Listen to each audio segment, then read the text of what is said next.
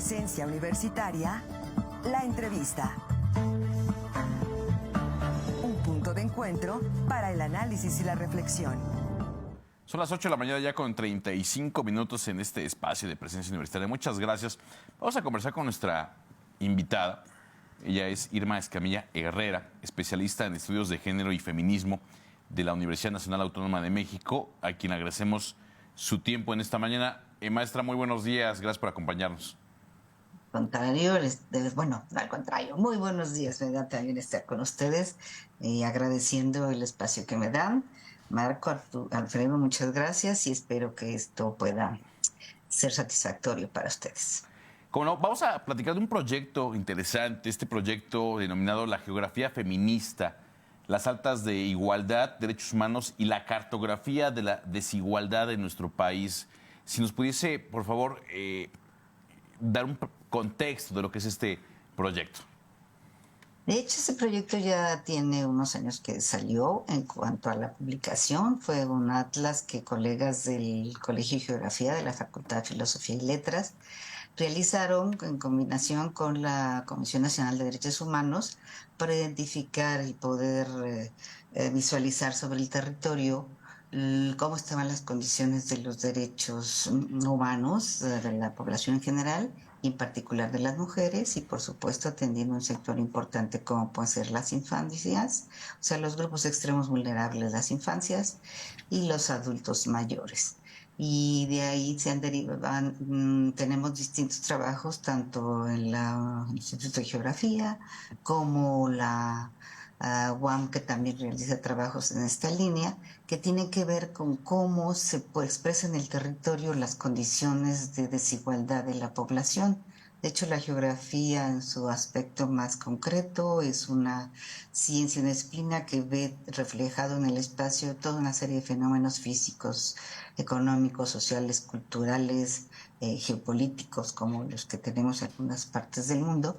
Y en este sentido, la geografía como una rama concreta a través de la geografía feminista o también identificada geografía de género, pero propiamente en estos últimos años lo podemos identificar mejor como geografías feministas, como un compromiso más especial y específico y de compromiso social para atender las necesidades de la población en general y poder visualizar espacialmente en el contexto socioterritorial en este caso de nuestro país, cómo se dan estas condiciones, en qué áreas tenemos problemas más agudos de carencia de algunos servicios o problemáticas de conflictos sociales o cómo pueden ser las distintas poblaciones atendidas a través de problemas físico-territoriales.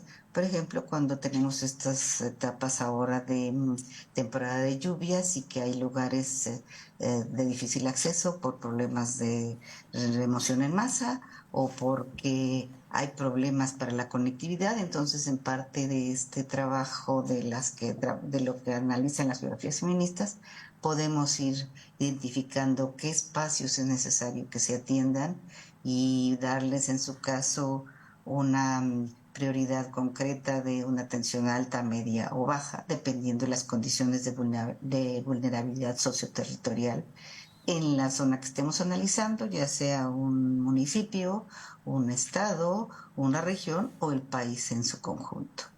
Ya lo que platicábamos aquí en este espacio al inicio es de la posible relación entre la pobreza, las condiciones de vulnerabilidad, la falta de oportunidades, las adicciones y otros problemas que se viven en algunos sitios con el tema de la violencia de género, la violencia en contra de la mujer. ¿Hay una relación en este sentido, maestra? Sí, claro, por eso es importante analizar el territorio. La geografía nos permite ver visualmente dónde se están dando estas concreciones de aspectos pues muy sensibles, ¿no? Como el caso de la violencia feminicida. En su momento, por ejemplo, recuerden cómo se identificaba que Ciudad Juárez era una zona de alto riesgo para las mujeres. ¿Por qué? Pues porque era una zona que concentraba a las mujeres que pretendían ya sea pasar a Estados Unidos para tener una mejor condición de vida y en su caso pues no podían y se quedaban en las maquiladoras. En ese sentido, muchas de ellas pues estaban solas, no tenían familiares cercanos y pues eran un grupo vulnerable. A final de cuentas, después se identifica que no necesariamente en Ciudad Juárez era la zona de mayor problemática para estos aspectos de feminicidio, sino que el Estado de México era uno de los estados que reportaba el mayor índice de feminicidios, no necesariamente que fueran o asesinadas ahí, pero en su caso que había ciertas zonas donde la gente que hace este tipo de actividades tan tremendas las dejaban en algún lugar en particular. Entonces, en el caso de estos atlas que permiten identificar dónde se concentran los lugares de mayor problemática, es a partir de cómo se da el contexto socioeconómico en los alrededores, cómo están las condiciones sociales de la población que ahí vive o también de las cercanías y que incide para que la población pueda estar en riesgo porque no hay condiciones favorables desde el punto de vista social, económico o en este caso también cultural. Y el caso de la educación, por ejemplo, es muy importante. Si no se atiende, podemos tener estas zonas conflictivas y problemáticas porque no están considerando cómo se formen a las nuevas generaciones para tener esta perspectiva de género, de tener y comprender que las necesidades de hombres y mujeres son diferenciales, pero que también las mujeres, y sobre todo a nivel de ciertos grupos etarios, tienen mayores condiciones de vulnerabilidad porque no están atendiendo diversos requerimientos que pues la sociedad en general y en su conjunto les debería proporcionar. Maestra, aprovechando que platicamos con usted, ¿tiene algún dato a su alcance respecto de esta geografía focalizado concretamente en el estado de Querétaro o la zona Bajío? Mire, hemos trabajado la región centro en su momento para la condición de cómo se dan las manifestaciones de violencia. En este momento pues no tengo datos, no, perdón, pero No se preocupe, maestra. en esa condición pues ya no, era mi pregunta inicial, sí, por ahí va. Entonces, solo les podré dar la visión generalizada. Hemos trabajado, acaba de salir un trabajo sobre vulnerabilidad socioterritorial en las zonas metropolitanas de la región centro. Se ha trabajado en forma concreta en cómo se da la violencia en el caso de la región y que es necesario la visualización de esta vulnerabilidad socioterritorial. Y si bien tenemos al estado más conflictivo que es el Estado de México y por supuesto la Ciudad de México como los grandes concentradores de mayor cantidad de población, también tenemos ciertos problemas en este momento no le podría decir puntos específicos, pero sí, claro, en el estado de Querétaro y Puebla, porque a final de cuentas la zona de la región centro en el país es la que concentra más de la tercera parte de la población nacional. Eso ya de entrada pues nos da la pauta para que esa concentración poblacional empiece a requerir determinados elementos o aspectos para tener una vivienda digna o tener un lugar adecuado donde vivir, y cuando esto no se da, pues pueden empezar a darse estas manifestaciones, pero sí hay que estar conscientes que la violencia en este país pues es generalizada, es decir, aunque hay concentraciones más específicas por el grado de concentración poblacional, o sea, insisto, en todos lados se manifiesta, en algunas en los contextos de los hogares, en otras en los contextos laborales, o bien en el contexto de las escuelas, o en la sociedad en su conjunto, ¿no? Cuando las personas están deambulando en el espacio público y que pueden ser objeto de algunos acosos verbales o lo más grave cuando son acosos ya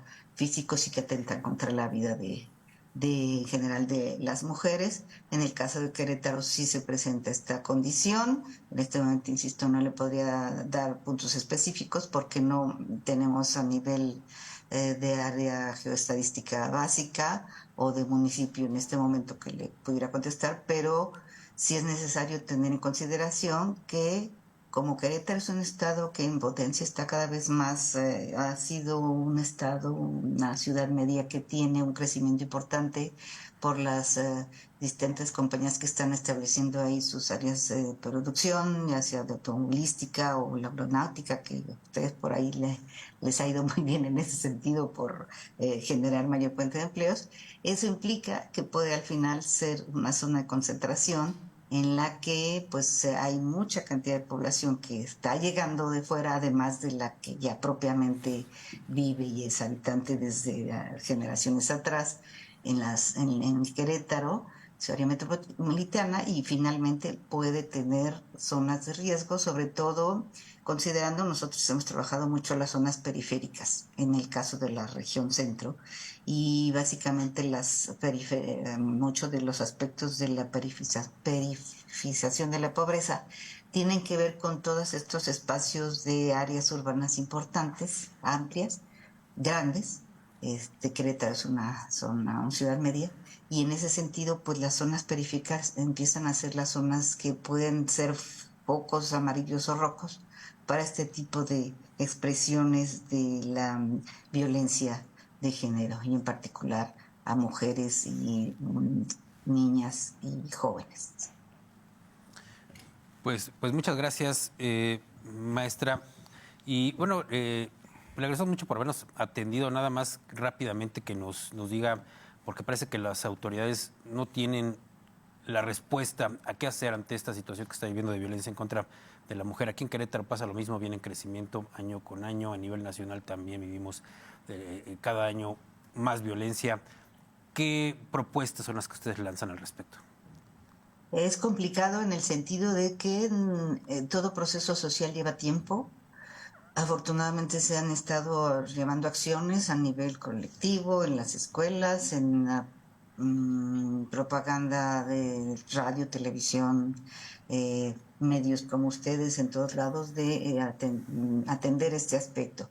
Básicamente es todo un proceso de educación que debe partir desde, claro, la casa, la formación de cada una de las familias, pero para eso pues también los que educan, no solo las mujeres, tenemos que atender ahora eso que es una actividad que solo corresponde a las mujeres, si es una cuestión de las familias en su conjunto, tanto las cabezas de familia, sean padre, madre, o si no más está la madre. Bueno, partir de casa en esa formación de respeto a cada una de las personas que conforman los hogares, y que esto se extiende hacia afuera de la calle y en este espacio público en el que todos convivimos y compartimos, porque una cuestión es la violencia que se manifiesta a nivel del interior de las casas y otra en el espacio público, ¿no? Una es en cuanto al miedo y otra en cuanto a cómo se dan estas manifestaciones de violencia.